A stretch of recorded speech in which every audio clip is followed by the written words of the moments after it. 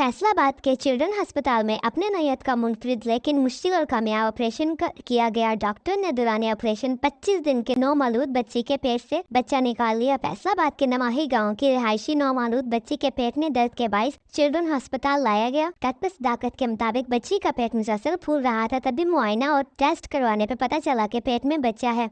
कामयाब ऑपरेशन के जरिए बच्ची के पेट से बच्चा निकाल लिया गया। डॉक्टर्स के मुताबिक ये एक नायाब केस था। ऑपरेशन के बाद बच्चे की हालत खतरे से बाहर है।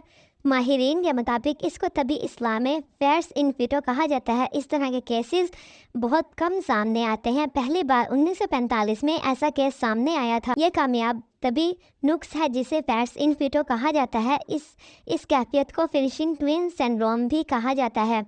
फेर्स इन फिटो में ये होता है कि ट्विन्स बच्चे होते हैं जिसमें से एक ज़ाया होने के बजाय दूसरे तंदुरुस्त बच्चे में पेवस्त हो जाता है और एक हद तक परवान भी चढ़ता रहता है। ब्रिटिश मेडिकल रिपोर्ट्स के मुताबिक ऐसा केस 50 लाख बच्चे में से सामने आता है और मेडिकल साइंस रिकॉर्ड में अब तक 200 से ज़ायद ऐसे केसेस रिपोर्ट हुए हैं।